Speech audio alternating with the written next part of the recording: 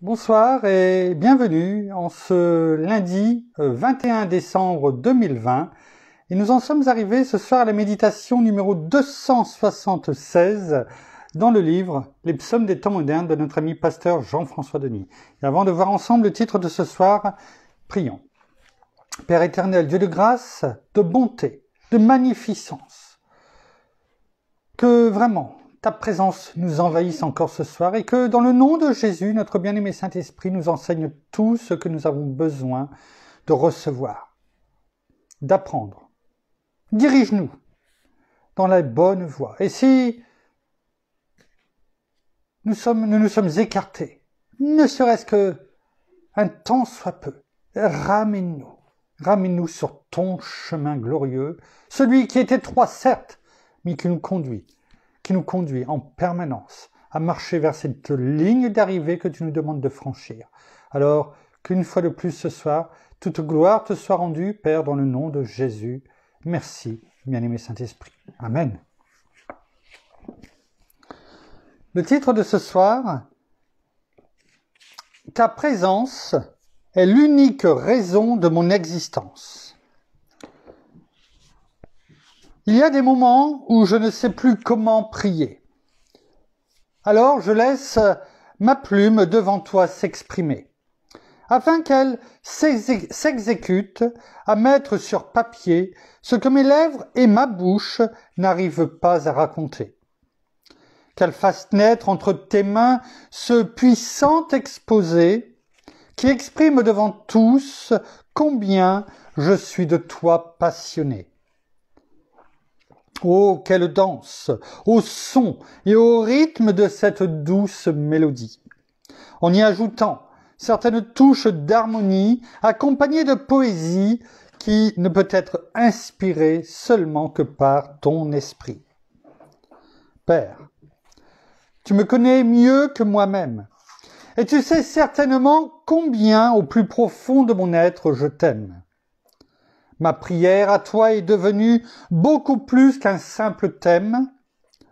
Elle est au quotidien ce que dans ta présence je sème, exprimant dans le secret ce doux poème qui affiche ma vulnérabilité et ma dépendance envers l'auteur de mon existence. À chaque matin, profondément, au-dedans de moi, mon cœur soupire, poussé et emporté à travers l'expression de ce désir qui ne cesse de dire et de redire « Jésus, je t'en supplie, déverse-toi davantage en moi.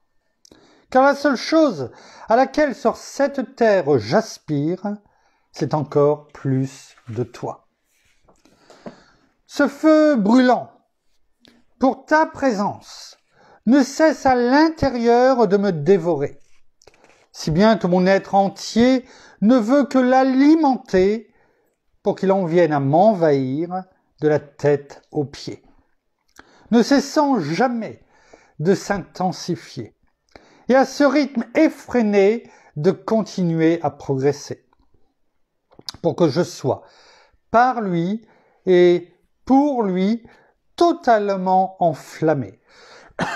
Excusez-moi. Mon esprit est si assoiffé par la présence de ton esprit qu'il demeure à chaque jour inassouvi, tellement il désire être de toi rempli. Mon âme est totalement consumée par ta flamme, qui à chaque jour en moi grandit, m'envahit et m'enflamme. Car c'est la seule chose que de toi je réclame. Mon corps, quant à lui, ne cesse de languir, pour que tu viennes l'assouvir. Car comme une terre aride et desséchée, il ne cesse auprès de toi soupirer, pour que tu viennes de ta main l'abreuver. Ton souffle m'habite, notre communion m'excite, ma soif de toi au quotidien s'intensifie, et ma faim, sans fin, ne cesse d'être élargie. Cette poursuite à te connaître chaque jour dans mon cœur s'amplifie, car je ne peux me contenter que d'un simple ressenti. Bien au contraire, ce que je veux, c'est encore plus qu'hier, car jamais une seule cuillère ne pourra jamais rassasier cette prière qui demande qu'en moi, tu te déverses telle une rivière. Oui, Père, mon seul désir, c'est de ta présence me vêtir, de ton manteau me couvrir, et à toi, pour le reste de ma vie, appartenir. J'ai tellement soif de plus, alors viens marcher avec moi dans tout ce processus, car il est dorénavant mon unique focus. Mon être est totalement habité par cette volonté que ma vie te soit complètement consacrée. C'est pourquoi mes lèvres ne cessent de prier, de crier et d'intercéder. Père, viens au plus profond de mon être m'embraser. Amen. Merci Père, merci Seigneur, merci bien-aimé Saint-Esprit. Oui, que ta présence brûle en nous. Oui, soit l'unique raison de mon existence. Oh, ce qui ne veut pas dire que on ne fait pas attention à ceux qui sont à côté de nous. C'est encore plus important, parce qu'on les aime encore plus. Oh oui, que ta présence nous envahisse. Pasteur Jean-François nous laisse une référence ce soir qui se trouve dans Psaume 63, versets 1 à 4. Et nous allons prendre ces versets sans plus tarder. Psaume 63, versets 1 à 4.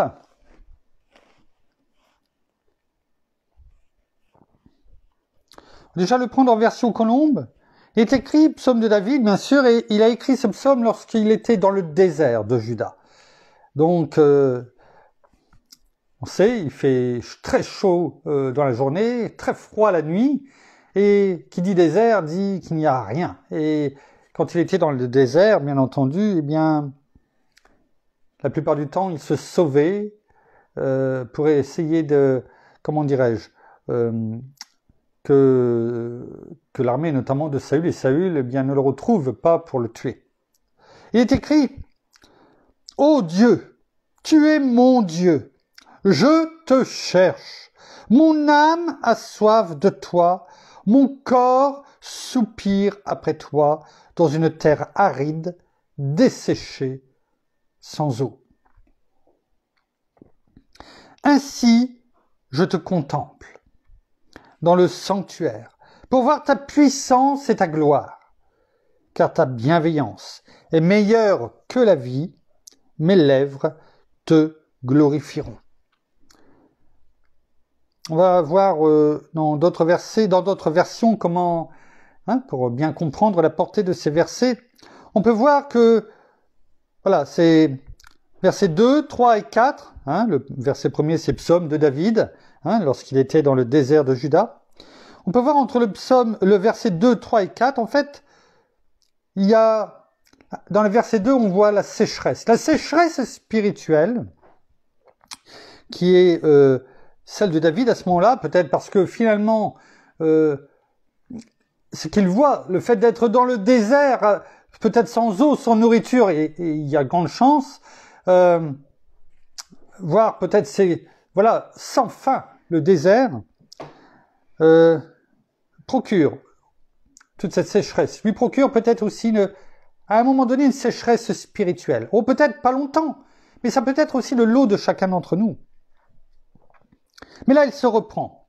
Il se reprend et tout de suite il dit, eh bien, dans cette terre aride, desséchée, sans eau, le verset 3 tout de suite, ainsi, je te contemple dans le sanctuaire pour voir ta puissance et ta gloire. C'est-à-dire qu'il refixe ses yeux directement dans le centre de la volonté de notre Père, de son Dieu, de notre Dieu, de l'Éternel des armées également, et il recherche Il recherche le sanctuaire. En fait, il recherche ce qui compte le plus. On ne marche pas selon la vue, mais selon ce que l'on ne voit pas, c'est-à-dire selon la foi. Et il termine avec ce verset 4, avec cette soif spirituelle qui fait, je dirais, le pendant de cette sécheresse spirituelle, même s'il ne le voit pas. Eh bien, il crie, « Car ta bienveillance est meilleure que la vie, mes lèvres te glorifieront. » Là, cette soif spirituelle intervient, viens à moi, mais de toute façon, quoi qu'il arrive, ta bienveillance est meilleure que la vie. Quoi qu'il arrive. Quoi qu'il arrive, eh bien, je serai mieux avec toi. C'est ce qu'il dit. Voyons, on va peut-être mieux le comprendre dans certaines versions plus récentes, mais ça ne change rien, je dirais, à ce que cela veut dire. Notamment, en Nouvelle Français courant, c'est « Ta bonté vaut mieux que la vie ». Ta bonté vaut mieux que la vie. C'est pour cela que je me tourne vers toi. Il est écrit « Dieu, tu es mon Dieu, je te cherche, j'ai soif de toi. Tout mon être soupire après toi. » C'est-à-dire, aussi bien intérieurement qu'extérieurement. Tout mon être soupire après toi. Comme une terre aride, desséchée sans eau.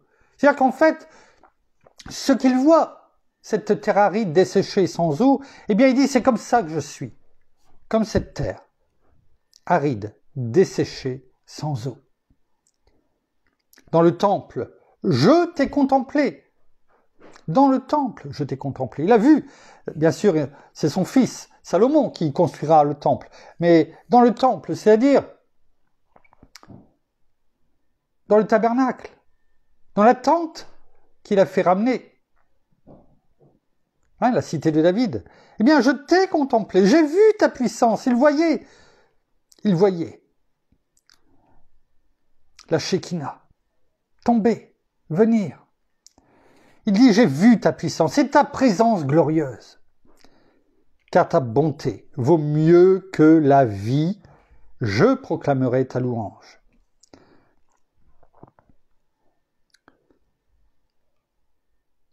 En parole de vie, il est dit, mon corps a besoin de toi. Mon corps a besoin de toi. En Nouvelle Bible seconde, il est dit, ô Dieu, tu es mon Dieu, je te cherche, j'ai soif de toi, je soupire après toi. Quand on soupire, soit c'est parce qu'on a eu un gros chagrin, c'est peut-être le cas. Il pleure peut-être en soupirant. Ou parce que on n'attend que ça. Je t'attends, je soupire après toi. Dans une terre desséchée et épuisée faute d'eau. Est-ce que cela ne ressemble pas comme David? Eh bien, nous sommes desséchés. Peut-être que nous sommes aussi épuisés dans notre vie. Nous ne sommes peut-être que dans un désert, peut-être pas réel, mais peut-être bien réel dans le désert de notre vie actuellement. Nous traversons peut-être un désert, pas forcément une tempête, mais un désert, ou une tempête de sable. Et nous sommes épuisés, tout comme David. Alors que faisons-nous? Nous tombons par terre, nous sommes découragés, nous n'en pouvons plus, nous déclarons et proclamons des paroles négatives, nous disons, nous en avons assez.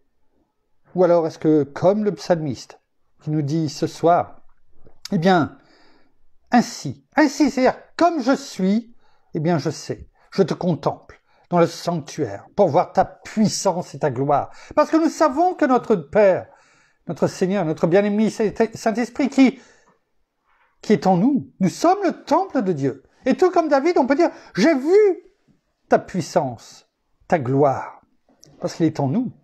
Nous sommes le temple de Dieu. Et nous savons, eh bien, qu'en tournant nos yeux vers lui, eh bien, que sa fidélité est meilleure que la vie. Mes lèvres font ton éloge. Alors, est-ce que dans cette situation qui est la nôtre, nous faisons l'éloge de Dieu, ou nous nous laissons, je dirais, enchaîner parce que nous vivons par des pensées que l'ennemi veut nous mettre dans nos têtes?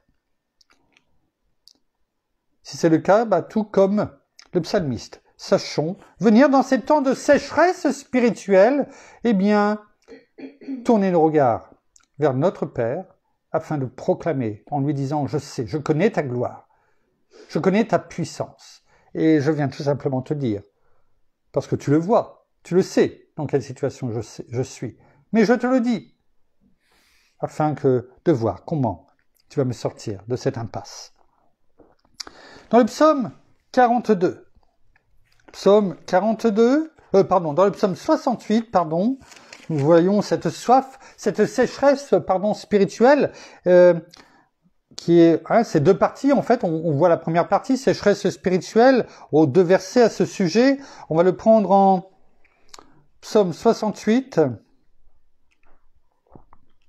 versets 6 et 7, en nouvelle français courant et en parole de vie.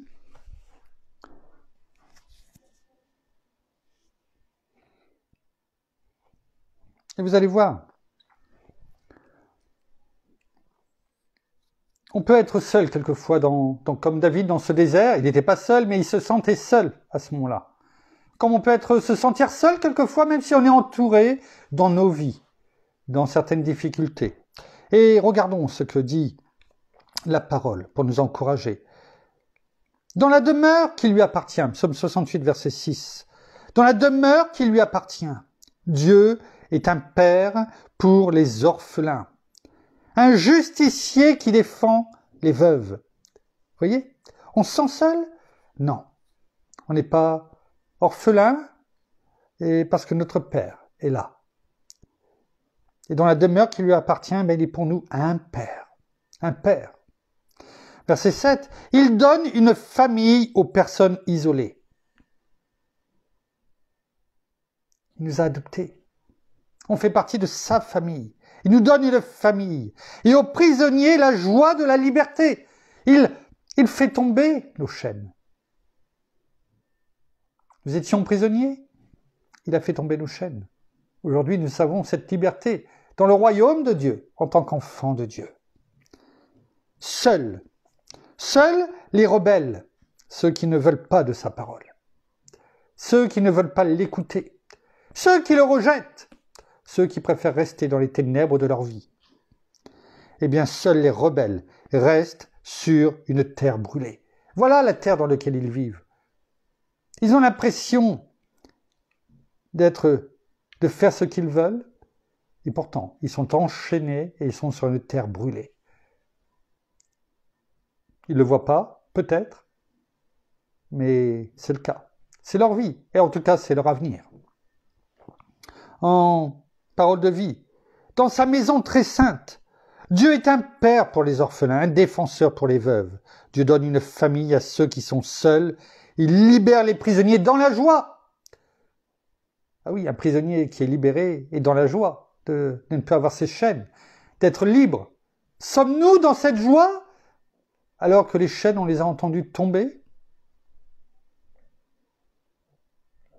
Mais ceux qui refusent de lui obéir restent sur une terre sèche. Alors, nous ne voulons pas rester sur une terre sèche. Nous voulons qu'elle soit imbibée. Nous voulons qu'elle soit remplie d'eau, parce qu'une terre sèche, c'est dur. Quand on veut planter quelque chose dans une terre sèche, on a du mal. Encore plus quand il n'y a pas plu pendant longtemps et que l'on veut, peut-être faire du jardinage, qu'importe, et puis qu'on prend une pelle, on a du mal. On a du mal. Et on a du mal à faire pousser quelque chose dans une terre sèche. Parce que l'eau n'arrive même pas à pénétrer au bout d'un moment. Alors que la terre de notre cœur ne soit pas cette terre sèche, mais qu'elle soit imbibée de l'amour de notre Père, de l'amour de Dieu. Parce que nous sommes le temple de Dieu. Nous sommes le temple de Dieu. Et en laissant notre bien-aimé Saint-Esprit dans le nom de Jésus, simplement nous rafraîchir jour après jour, nous donner cette eau vive qui coule en nous comme des fleuves de vie. Oui, nous ne serons jamais une terre sèche. Dans Ésaïe, 40, prophète Ésaïe, un chapitre que l'on connaît bien dans l'ensemble, en tout cas certains passages. Ésaïe, chapitre 41, verset 17. Dans ce chapitre, le prophète Ésaïe fait beaucoup allusion à tous ces différents corps de métier qui fabriquent les idoles et qui s'encouragent les uns les autres pour fabriquer les idoles et qui aiment, qui ont aussi des balances fausses et qui vendent même jusque des déchets aux gens à son propre peuple. C'est ce que font les commerçants. Alors, l'Éternel nous dit, notre Père leur dit, et comme il nous dit aujourd'hui de ne pas faire n'importe quoi, d'être honnête, de ne pas mettre notre confiance, je dirais, dans ces folies de passion idolâtre, parce que nos passions peuvent être idolâtres. Oh oui. Mais de mettre sa confiance en l'Éternel. Ce qui ne veut pas dire qu'on ne peut pas, je le répète régulièrement, s'amuser, passer du bon moment. Mais il faut savoir toujours quelles sont nos priorités. Qui nous sommes. Qui est notre Père. Et ce pourquoi il nous a créés. Et également, il fait allusion, y compris à ces fêtes religieuses, au sabbat, où finalement, ils ont hâte. Ils ont hâte pour pouvoir faire des affaires, ils essaient de raccourcir tout ce temps. C'est-à-dire en fait tout ce temps de communion que nous avons et que nous devons avoir avec notre Père. Ce temps précieux, là où il nous révèle les choses, où il vient, il nous prend dans ses bras et il nous dit les choses. Il nous parle. Ou même tout simplement dans le silence, blotti dans ses bras, tout contre lui. On est bien. On est bien. Il nous garde, il nous protège. Et là, Israël, tout comme malheureusement le monde dans lequel on vit aujourd'hui, et aussi bien dans l'Église, ce temps précieux, on ne le prend plus. Et on se dépêche, peut-être de prier, de faire ce que l'on veut, ce que l'on doit faire pour Dieu, afin de rapidement passer à autre chose, pour avoir cette bonne conscience, sûrement devant nous, non pas devant Dieu et devant les hommes, mais pour nous, cette bonne conscience pour nous. Ouais. Un soulagement finalement. Et malgré tout, notre Père nous dit dans ce fameux verset d'Ésaïe 41:10, « Sois sans crainte, car je suis avec toi. Ne promène pas des regards inquiets, car je suis ton Dieu. Je te fortifie, je viens à ton secours, je te soutiens de ma droite triomphante. » Ces versets, avec celui qui précède, coupe, je dirais, ce chapitre et nous emmène dans une autre dimension. Ne fais pas tout cela. Et même si tous font ce qui me déplaît, toi, n'aie pas peur, sois sans crainte, je suis avec toi. Viens passer du temps avec moi, laisse-moi agir, confie-toi en moi. Et au verset 17, il nous dit, et on va le prendre en nouvelle en français courant, Ésaïe 41, verset 17, oui, en nouvelle français courant, pardon.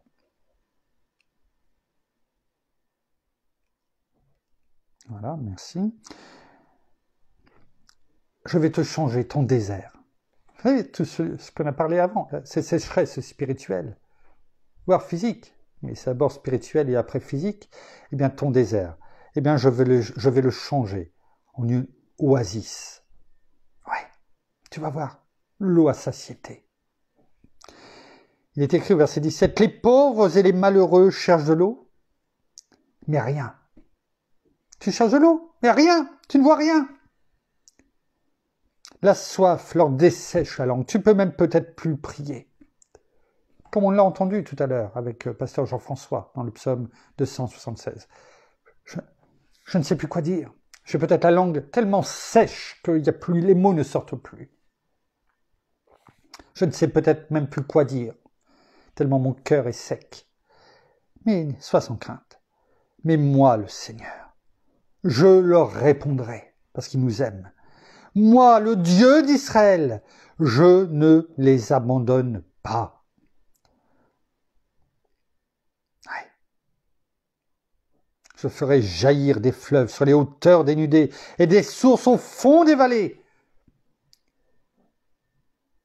de notre cœur, de notre esprit, de nos pensées. Voilà ce qui va faire jaillir en nous.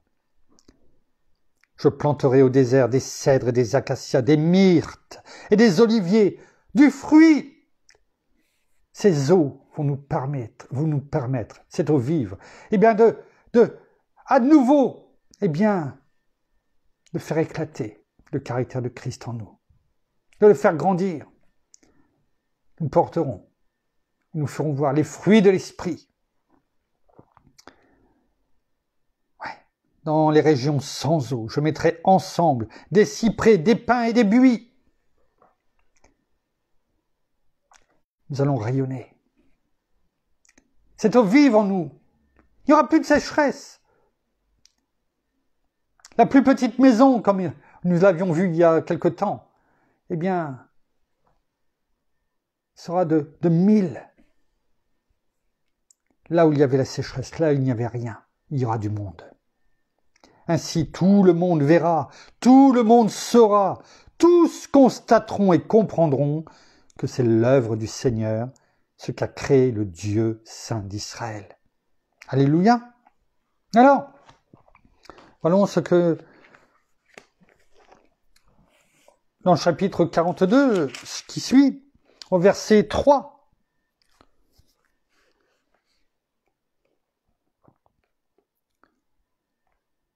pardon, je suis dans Ésaïe, je me disais ça ne va pas, effectivement c'est dans le psaume 42, verset 3,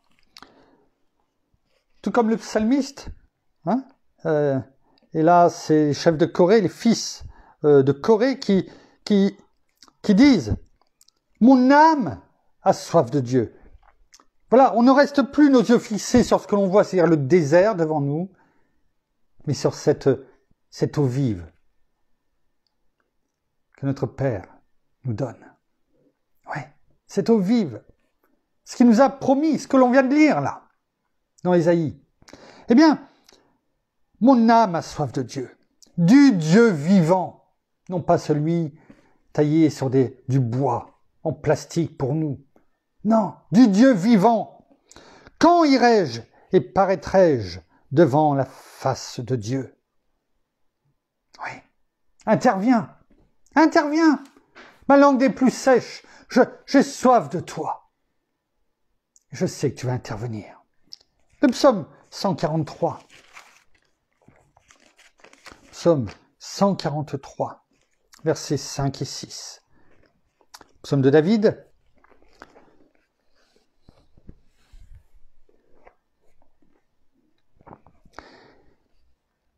Il est bon. Il est bon comme le psalmiste quand on traverse et qu'on a traversé ou qu'on l'on est encore, mais qu'on a soif. On n'est plus dans cette sécheresse tout court. On sait qu'on y est, mais par la foi, on sait qu'on n'y est plus.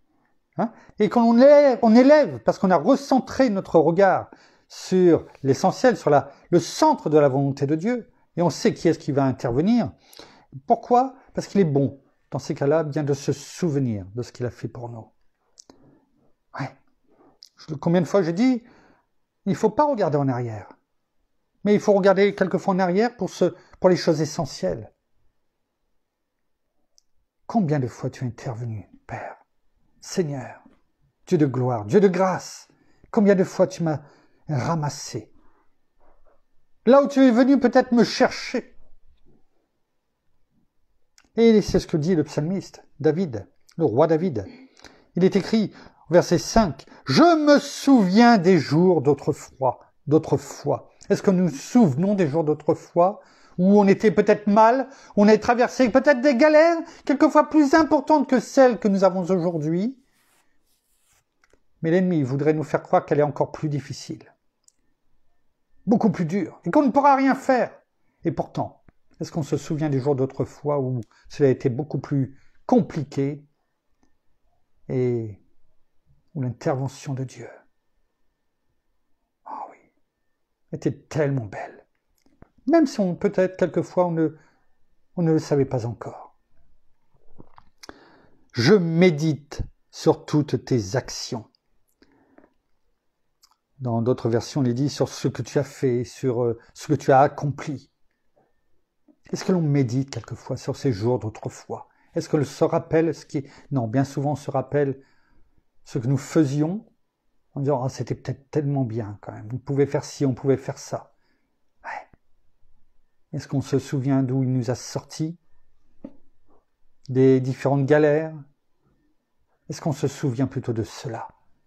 Eh bien, le psalmiste nous dit « Je médite sur toutes tes actions. Je réfléchis à l'œuvre de tes mains, à ce que tu as fait, parce que je sais que c'est toi qui es intervenu. Sinon, peut-être que je ne serais même plus là. » C'est ce qu'il dit, hein, tout simplement. Verset 6. « J'étends mes mains vers toi. » C'est pour cela que j'étends mes mains vers toi aujourd'hui. « Mon âme est devant toi, comme une terre épuisée. » David, comme on l'a lu dans le psaume 63, verset 1 à 4, et ce qu'il demande, c'est « Viens désaltérer mon âme. » Parce que si tu désaltères mon âme, Père, tout le reste de mon corps sera désaltéré.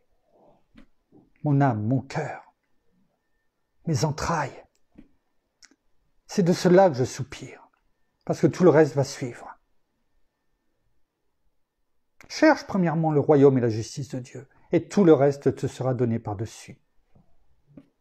Ouais. Dans Amos, chapitre 8, verset 11. Amos, chapitre 8, verset 11. Amos, un peu comme tout à l'heure on a pu lire avec Ésaïe, eh bien, voilà, il a cette vision, notamment dans ce chapitre 8, de la corbeille de fruits. C'est-à-dire que, en fait, eh bien, il voit Israël, le peuple d'Israël, dans cette corbeille de fruits et ses fruits sont mûrs. C'est ce que lui dit l'Éternel. Seigneur me dit, eh bien, vous êtes mûrs pour être jugés. Ouais. Non pas pour l'inverse, mais vous êtes mûrs pour être jugés. Parce que, eh bien, un peu comme on le disait tout à l'heure, eh bien, tu es menteur, trompeur, avare. Tu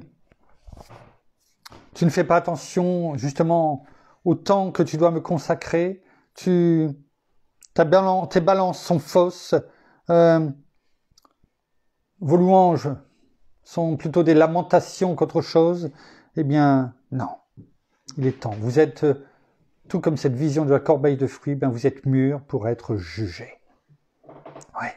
Et il dit au verset 11, « Voici », et on peut le voir aussi pour nous aujourd'hui, pour ce monde. « Voici les jours viennent, oracle du Seigneur l'Éternel. » On sait que lorsqu'il dit « oracle du Seigneur l'Éternel », c'est que c'est un ordre. Et que cela arrive. On ne pourra rien faire contre ça. Ça arrive. C'est un ordre. « Où j'enverrai une famine dans le pays. » Oh, non pas celle de l'Égypte, avec Joseph. Regardons. « Non pas une disette de pain, ni une soif d'eau, mais la faim et la soif d'entendre les paroles de l'Éternel. » Oui. Oui. Voilà ce qu'il envoie. Ce qu'il a envoyé à cette époque-là, c'était 787 ans, 90 ans avant la venue de notre Seigneur Jésus-Christ. C'est également le temps pour aujourd'hui. Et regardons ce qui est écrit juste dans les versets qui suivent. Ils seront alors errants d'une mer à l'autre, c'est-à-dire du sud à l'ouest. Pourquoi? Parce que du sud et à l'ouest, il y a les deux mers, hein, c'est-à-dire d'une mer à l'autre. Hein, et du nord à l'est. Hein, Israël est plutôt en hauteur, on va dire, plutôt qu'en largeur. Mais c'est quand même étonnant de voir qu'il n'est pas parlé du nord au sud. Du nord au sud, là où il y a la plus grande distance. Surprenant. Et tituberont à la recherche de la parole de l'Éternel et ils ne la trouveront pas. En ce jour-là, les belles jeunes filles et les jeunes hommes s'évanouiront de soif, eux qui jurent par le sacrilège de Samarie, c'est-à-dire des idoles, et qui disent « Vive ton Dieu » avec un petit dé, Dan. Vive le rite de Beersheba, mais ils tomberont et ne se relèveront plus. Vous voyez, il parle des jeunes gens. Est-ce que, aussi, tous ces jeunes d'aujourd'hui, ces générations perdues, avec la musique et tout ce qu'il y a autour, bien sûr, l'Internet, avec... Enfin bon, on pourrait faire le tour de beaucoup de choses. Beaucoup, malheureusement, sont aujourd'hui, voilà, tellement, je dirais, ancrés à leur portable. Et finalement, il n'y a que ce qui sort du portable qui les intéresse. Est-ce que peut-être cette image de dire non pas du nord au sud, mais du nord à l'est, eh bien, il y a moins de distance, et parce qu'ils sont fatigués. Ils chercheront même pas, finalement, à aller plus loin chercher la parole de Dieu. Mais de toute façon, ils la trouveront pas. Ils tituberont. Parce que finalement, eh bien, la seule chose qu'ils font, eh bien, c'est se tourner vers leur faux Dieu, leur passion dévorante. C'est ce qu'il est dit. C'est ce qu'il est dit. Et ce qu'ils veulent manger, ce qu'ils mangent, finalement, eh bien, leur passion qui pensent, je dirais, avec lesquelles ils pensent se nourrir, eh bien, c'est plutôt elles, leur passion, qui les dévore. Rappelons-nous ce qui est dit dans Matthieu 4,4. L'homme ne se nourrira pas de pain seulement, mais de toute parole qui sort de la bouche de Dieu. C'est celle-ci. C'est celle-ci dont il faut se nourrir. On en a parlé hier. C'est celle-ci. Ne nous laissons pas et ne laissons pas nos jeunes sous couvert que c'est le temps d'aujourd'hui. Il faut vivre avec son temps, de les laisser se laisser dévorer par leur passion, mais plutôt qu'ils dévorent, qu'ils aient faim, cette faim spirituelle et soif de la parole de Dieu.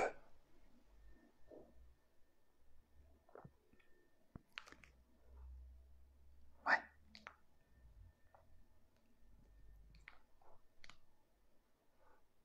Afin que ces jeunes gens, mais pas que, bien sûr, que ces jeunes gens, eh bien, trouvent, et ne titubent pas, mais trouvent, en se nourrissant de la parole de Dieu, eh bien, trouvent le chemin. Que ça soit au nord, au sud, à l'est ou à l'ouest, qu'importe, peut-être tout près de chez eux. Beaucoup plus près qu'ils ne peuvent le croire ou le penser, bien qu'ils trouvent le chemin. Comme il est dit dans Jean 14, verset 6. Moi, je suis le chemin, la vérité et la vie, et nul ne vient au Père que par moi. Alors c'est notre prière ce soir que chacun d'entre nous, encore plus peut-être les jeunes gens, ces jeunes générations, pouvons prier pour eux, hein, en ce sens, eh bien, voilà, que leur soif spirituelle, leur terre asséchée, eh bien, soit vraiment alimentée par la parole de Dieu. Cette eau vive, comme le dit notre Seigneur, venez à moi, venez à moi, venez ceux qui ont soif, et je vous donnerai l'eau de la vie. Cette eau vive qui va couler, et vous n'aurez plus jamais soif. Merci Père, merci Seigneur, merci bien-aimé Saint-Esprit. Nous allons terminer par la prière. Merci. J'invite mon épouse à nous rejoindre. J'ai dû la prendre de court. Merci. Merci Seigneur. Merci bien-aimé Saint-Esprit, encore pour ce que tu nous as montré ce soir. Merci Seigneur et bien encore pour la parole de ce soir. Merci bien-aimé Saint-Esprit parce que tu nous enseignes dans chaque petite chose de nos vies, chaque petite chose de la vie quotidienne, tout ce que nous entendons, tout ce que nous voyons. Alors oui, ce soir, eh bien, que nous soyons, eh bien, cette terre qui n'est jamais sèche, cette terre qui n'est jamais aride, mais dans laquelle, eh bien, la parole, eh bien, puisse pénétrer et agir en chacun d'entre nous.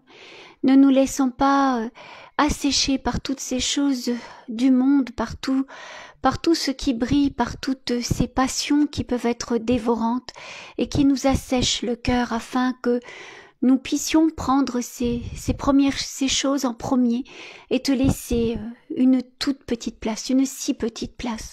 Alors vraiment que la parole bien pénètre en chacun de nous et vraiment qu'elle trouve cette bonne terre et que nous soyons vraiment dignes de l'amour que tu as pour chacun d'entre nous et que nous puissions, nous, à notre tour aussi, eh bien, porter du fruit et être cette terre et vraiment cette terre vivante, que nous puissions aussi être, eh bien, cette lumière que tu nous demandes d'être de par le monde.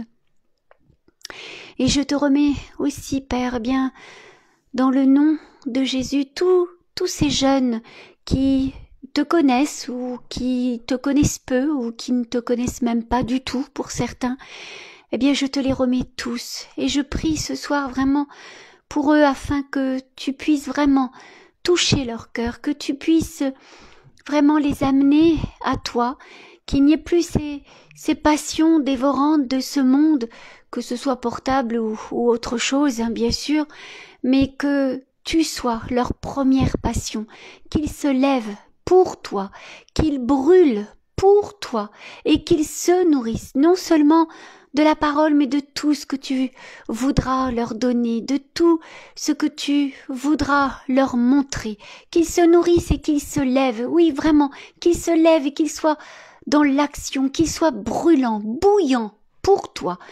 Et c'est pourquoi, Père, je te demande dans le nom de Jésus bien de toucher le cœur de tous ces jeunes générations, de toutes ces jeunes générations, petites ou grandes, bien sûr, et que tu puisses vraiment venir te révéler à chacun d'entre eux et que tu puisses leur montrer combien tu les aimes et que c'est auprès de toi qu'ils auront la vie, mais qu'ils auront aussi non seulement la paix, mais aussi l'amour que pour beaucoup cherchent au jour d'aujourd'hui.